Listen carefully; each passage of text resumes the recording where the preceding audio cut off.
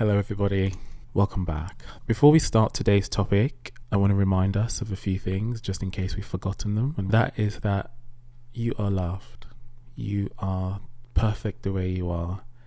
Everything is working out for your highest good. You are safe, and in this moment, right now, you have everything that you need. So relax, open your heart, smile, because everything is perfected that relates to you. So now that the reminder's done, we can jump in. And today's chat is really about this concept that I've noticed in myself, but also I've noticed it now in pretty much every being that I've come into contact with. And it's this idea, for me it's almost a law, is that the way that you treat the people closest to you is a direct reflection of the way that you treat yourself. This is a big one. Right, and I was having this conversation with a friend of mine that's currently dating, and in that conversation something whispered to me, and it said there is really only one true indication of how successful a relationship will be. If you really want to know how this person is going to treat you, don't watch what they're doing in the courting period. Don't watch what they're doing, how they're so nice and open and loving and all of that in the early days. Of course, enjoy it. Of course, go through it and engage fully with the moment. But what you should be looking out for, and this doesn't require you to ask any questions, it doesn't require you to do anything really, but observe, is how they treat themselves. How do they treat themselves? Because when you have bonded with this person and you are now part of their inner circle, they are going to start to treat you the exact same way that they treat themselves. If they are people that are super critical of themselves, if they have unrealistic standards for themselves, if they berate themselves, they have low self-esteem, they don't like themselves, that will be projected right onto you. So knowing this, it changed everything for me.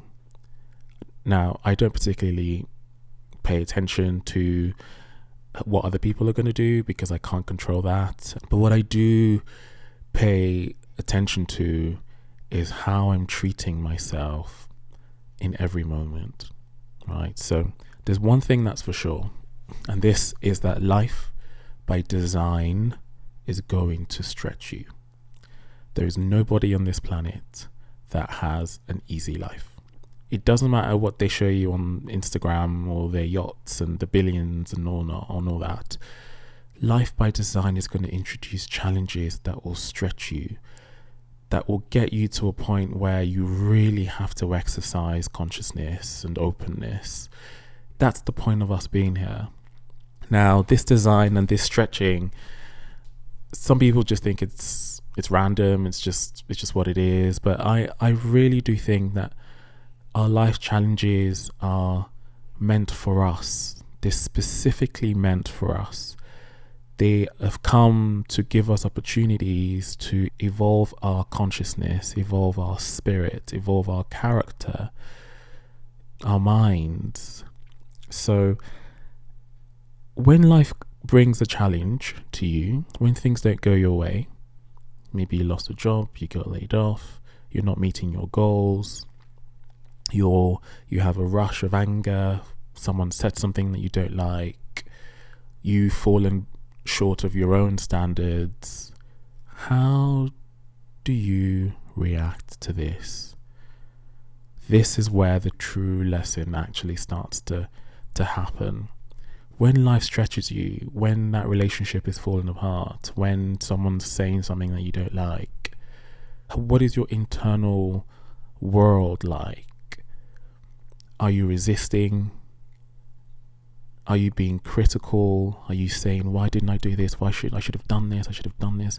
I need to do this. I must have this. Are you in a state of constant self-beration? I'm not good enough. I don't like what I see. I'm too fat. I'm too thin. I'm not muscular. I don't know what it is, but you know. What is that internal dialogue like when you're stretched? please start paying attention to this.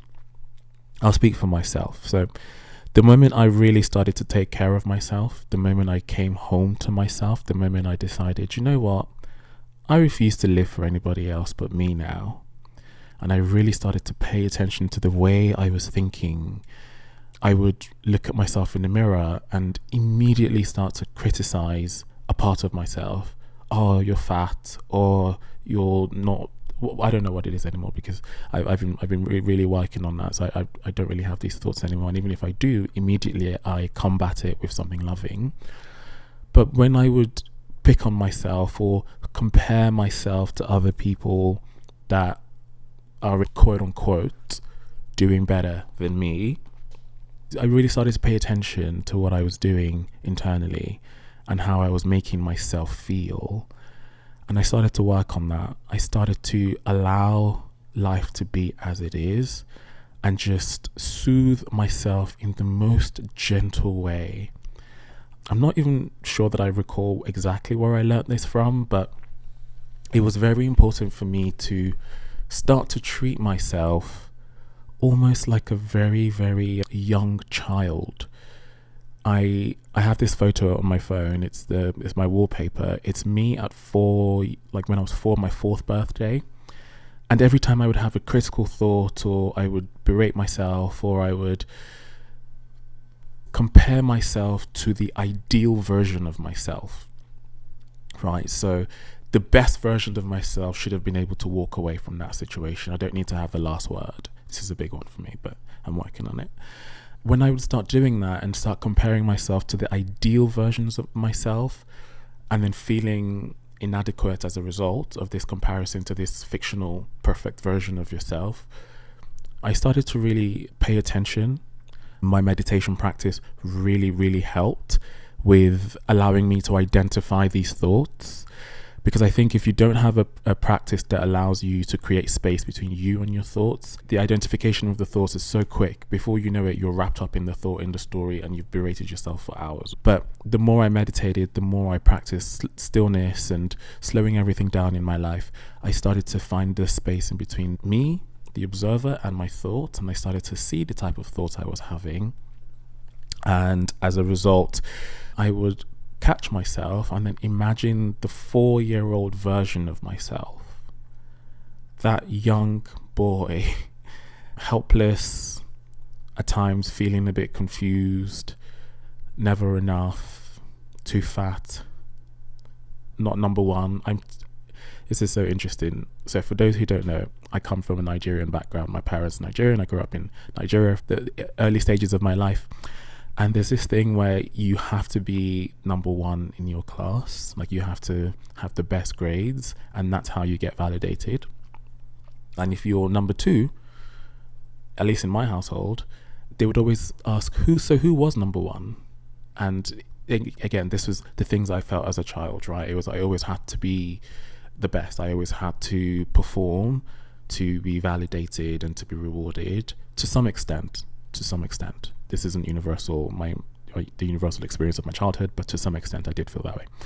And now as I'm older, I'm obviously still repeating that same pattern where I'm holding myself to ideal versions of myself. But now with enough awareness, I'm able to slow down, say, hey, that is not the nicest thing to say to yourself right now. But importantly, imagine that 4-year-old, 5-year-old, 6-year-old version of yourself that's pretty much helpless and is just trying to live and be loved for nothing, just be loved just because. And I extend the most loving kindness. I almost give myself an internal hug to that version of myself in these moments of high emotion or self-criticism. And I found that over time, I've become so gentle with myself. And this is also reflected in the way that I treat people that are closest to me. I actively offer them so much grace and space to just exist as they are, not be criticized, not be corrected, just exist. I'm able to breathe and just relax and not need them to be anything more than they are.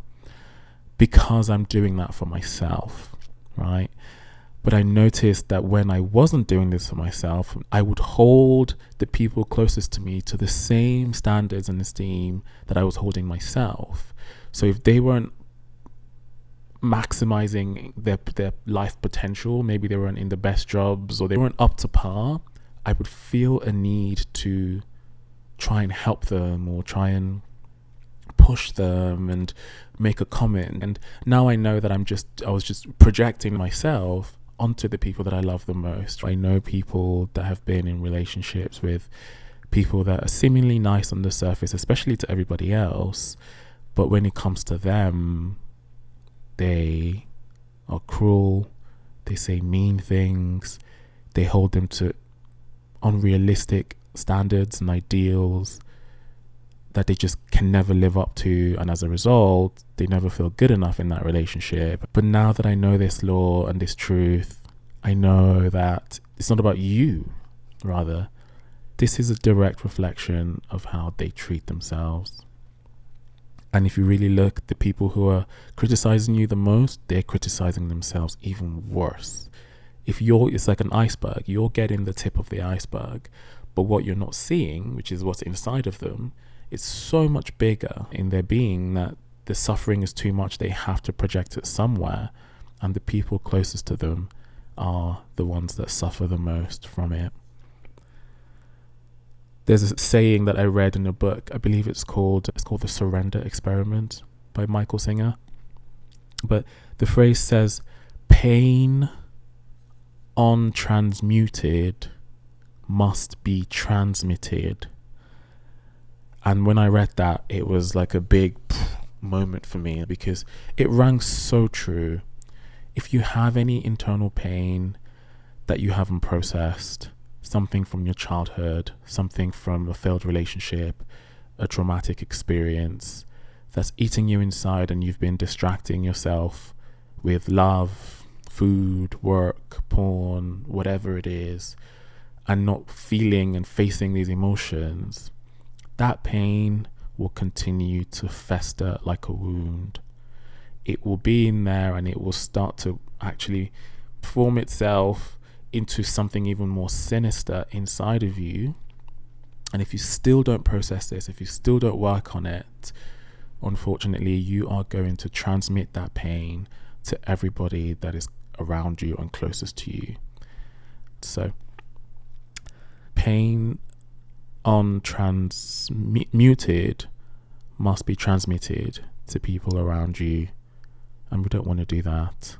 We want to share and spread the best parts of ourselves. We want to share love and peace and acceptance, grace to the people that we love the most, and not our pain. We have to work on that pain. So be gentle with yourself, please. Create a spiritual practice that allows you to create space between you, your thoughts, and your pain. And then once you start to have enough space where you're not completely consumed by the pain, see the thoughts, and then immediately remedy them with something loving and kind and gentle. So that's the topic for today. I hope that